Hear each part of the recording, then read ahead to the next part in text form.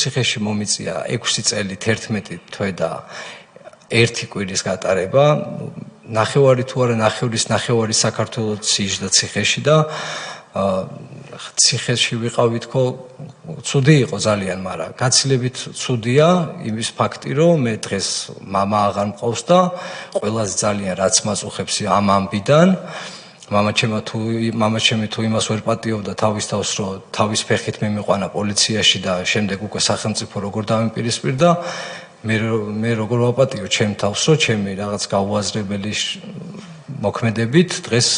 ამ ყველაფერს მოყვა ის, რომ მამა აღარ მყავს და 57 წლის კაცი, რომელიც ჯანღონი ცავსე იყო, ციხის ტუალეტში გაგუდეს, სრული პასუხისმგებლობით ვიძახი ქალბატონ თეა და კომისიის წევრებო, რომ მე ერთი წამით რომ მქონდეს იმის ეჭვი, რომ მამაჩემს დენმა დაარტყა და არც მე არ მინდა იმ ჯვარი თვია, რომ მთელი ცხოვრება, რომ